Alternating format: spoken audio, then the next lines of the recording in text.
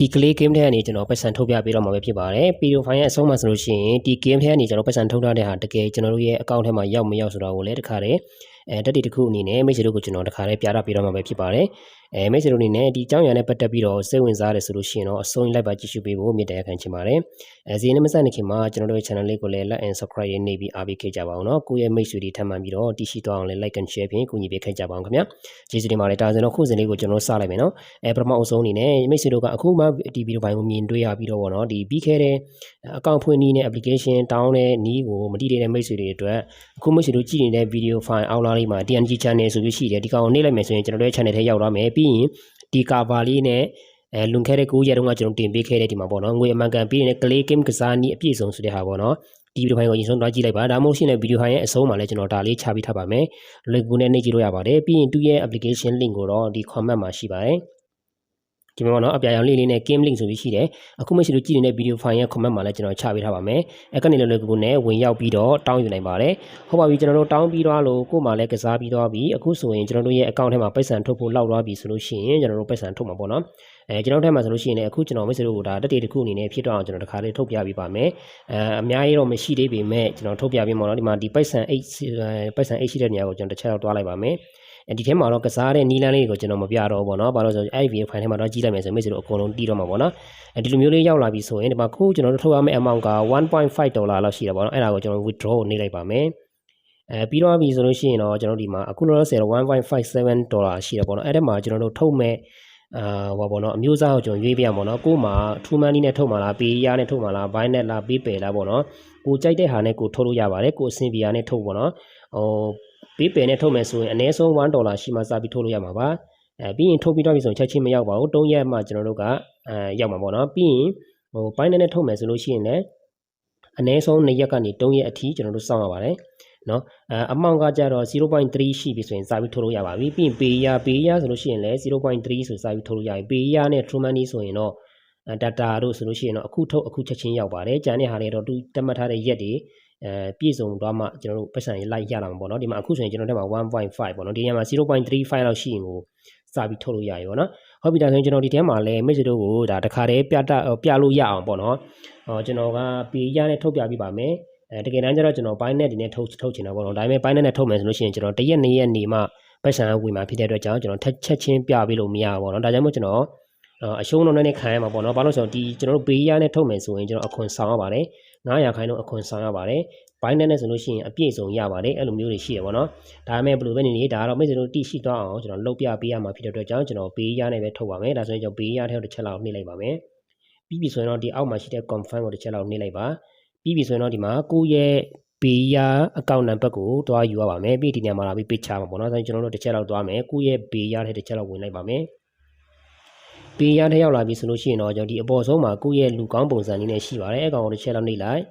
က်မယ်ဆိုရင်တော့ဒီလိုမျိုးလေးပေါ်လာမှာပေါ့နော်ဒီလိုမျိုးလေးပေါ်လာပြီဆိုရင်ဒီမှာဒီနားလေးမှာကျွန်တော်တို့ရဲ့ account number ဆိုပြီးရှိတယ်ပေါ့နော်ဒါလေးကိုကျွန်တော်တစ်ချက်လောက် copy ယူလိုက်ပါဒီလိုမျိုး copy ယူပြီးတော့ပြီဆိုလို့ရှိရင်တော့အခုလက်ရှိကျွန်တော်ရဲ့အထဲမှာဆိုလို့ရှိရင်ဒီမှာ$5ပဲရှိသေးတယ်ပေါ့နော်ဒီထဲမှာ$5ရှိတယ်ဟုတ်ပြီဒါဆိုရင်ကျွန်တော်တို့ကအခု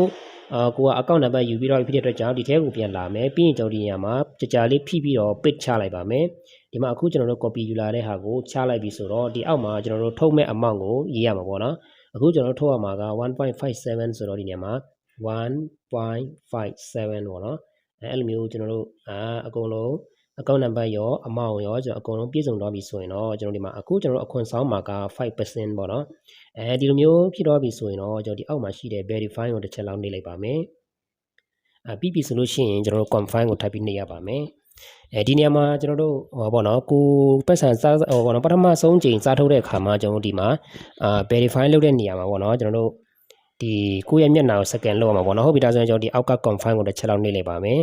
ပြီးရင်တော့ဒီလိုမျိုးလေးပေါ်လာပြီဆိုရင်တော့ဒီအခုဒီအကွက်ထဲမှာပေါ့နော်ဒီကဘယ်လိုမျိုးလဲဆိုရင်ဒီထဲမှာကျွန်တော်တို့ဒီမှာဒီအောက်က verify ကိုနှိပ်လိုက်တာနဲ့ကင်မရာပုံစံလေးပေါ်လာပါမယ်အဲ့ဒါဟာကိုကျွန်တော်တို့ကအပြာရောင်အကွက်ထဲကိုနှိပ်လိုက်မယ်ဆိုရင်ကိုယ့်ရဲ့မျက်နှာကိုသူကကိုယ့်ရဲ့ဖုန်းနဲ့ဘယ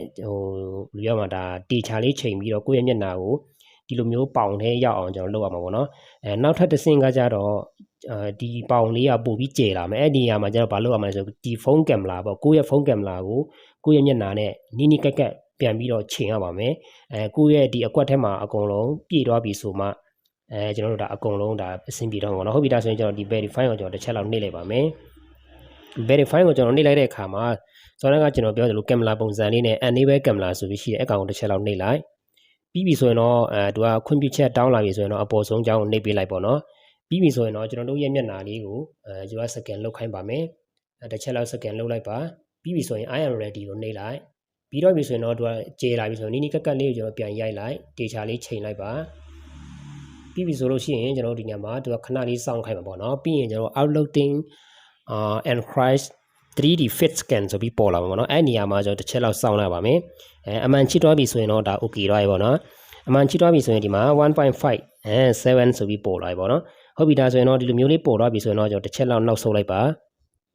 နောက်တစ်ချက်လောက်နောက်ဆုတ်လိုက်ပြီးပြီဆိုရင်ဒီမှာအခုကျွန်တော်အပေါ်ဆုံးမှာဒီမှာကျွန်တော်ထုတ်မဲ့အမောင်ကမရှိတော့ပေါ့နော်ဟုတ်ပြီကျွန်တော်ထုတ်ထားတဲ့ဟာကိုဘယ်မှာတော့ကြည့်ရမှာလဲဆိုတော့ဒီမှာ C transition ကိုတစ်ချက်လောက်သွားလိုက်ပါမယ်ပြီးတော့ဒီမှာအခုကျွန်တော်ထုတ်ထားတာကကျွန်တော်တို့ချက်အကောင့်နဲ့ချက်ချင်းမရောက်သေးပါဘူးเนาะဒီမှာနာရီပုံစံလေးနဲ့ပုံနေပါတယ်ရောက်သွားပြီဆိုရင်အမှန်ချစ်တော့မှာเนาะဟုတ်ပြီဒါဆိုရင်ကျွန်တော်တို့ခဏလေးစောင့်ပြရပါမယ်ဒါမဟုတ်သေးเนาะဒါဆိုရင်ကျွန်တော်ခဏလေးစောင့်လိုက်အခုဆိုရင်ကျွန်တော်တို့ရဲ့ဘေးရတဲ့ကိုဝင်ကြည့်လိုက်မယ်ဆိုရင်လည်းသူကမရောက်သေးပေါ့เนาะဒီမှာအခုဆိုရင်လည်းဟို$5ပဲရှိနေသေးရပါတော့ရောက်သေးပါเนาะကျွန်တော်တို့1မိနစ်ကျော်လောက်တော့ကျွန်တော်တို့စောင့်ရပါတယ်ပြီးပြီဆိုရင်တော့ကျွန်တော်တို့ account ထဲတိုင်းရောက်လာမှာပေါ့เนาะဒါဆိုရင်တော့ကျွန်တော်တို့ပြောရင်းဆိုရင်လည်းကျွန်တော်တို့ခဏလေးထပ်ပြီးစောင့်ပေးလိုက်ပါပြီးရင်တော့ကျွန်တော်တို့ account ထဲမှာရောက်လာမှာပေါ့နော်ဒီညမှာကျွန်တော်တို့ခဏလေးနော်โอเคဒါဆိုရင်ကျွန်တော်ခဏလေးစောင့်ပေးလိုက်เนาะကျွန်တော်တို့မိနစ်အနည်းငယ်ပဲစောင့်ရမှာပါ10မိနစ်ကျော်လောက်စောင့်လိုက်ရင်ကျွန်တော်ရရပေါ့เนาะကျွန်တော်ထုတ်ထားတဲ့အချိန်ကိုကျွန်တော်တစ်ချက်လောက်ပြန်ပြလိုက်ပါမယ်ဒီမှာကျွန်တော်ထုတ်တာကဒီမှာပြောရင်းဆိုရင်တော့မှ Gmail လေးဝင်လာပြီဆိုအဲ့ဒါပိုက်ဆံဝင်နေပါပြီဒီမှာပေါ့နော်ကျွန်တော်ထုတ်တာက4နာရီနဲ့မှ10မိနစ်ပေါ့နော်4နာရီ10မိနစ်ဆိုတော့အပေါ်မှာ4နာရီ3မိနစ်ဆိုတော့2မိနစ်နီးပါးတော့စောင့်ရပါတယ်အခုဆိုရင်ဒီမှာ Gmail တစ်ခုဝင်လာပြီပေါ့နော်ဒီမှာတွေ့လားနော်ဒါဝင်လာပြီဒီမှာ beya.com payment receipt ဆိုပြီးတော့1.47တွေ့နော်ကျွန်တော်တို့က9%အခွန်ဆောင်ရတာဖြစ်တဲ့အတွက်ကြောင့်ဒီမှာ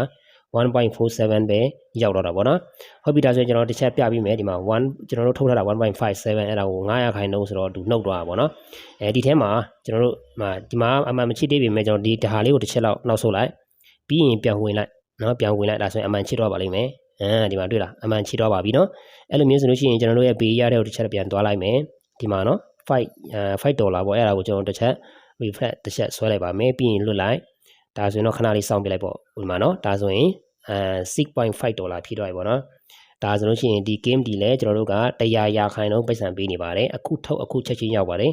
ဒါပေမဲ့ကို့မှာ Binance တို့ PayPal တို့နဲ့ထုတ်မယ်ဆိုရင်တော့ချက်ချင်းမရောက်နိုင်ဘူးပေါ့နော်ကျွန်တော်ချက်ချင်းရောက်တာကိုပဲလက်ခံချင်တယ်ဆိုရင်တော့ကို့မှာ True Money တို့မဟုတ်ပေးရเนาะတစ်ခုခုကိုထုတ်လိုက်ပါဒါပေမဲ့အခွန်တော့ဆောင်ရပါတယ်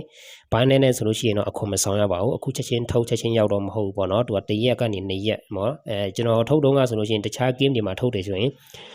အနည်းဆုံး2ရက်လောက်ကျွန်တော်စောင့်ရပါတယ်2ရက်ပြည့်တာနဲ့ကျွန်တော်တို့ account ထဲတန်းဝင်ပါတယ်ဟုတ်ပါပြီเนาะဒါဆိုလို့ရှိရင်တော့ခဏဒီဖိုင်လေးတို့လောက်ပါပဲမဲ့ဆိုလို့ဒီ video file ရဲ့အဆုံးမှာကျွန်တော်ပြပေးထားတဲ့ဒီ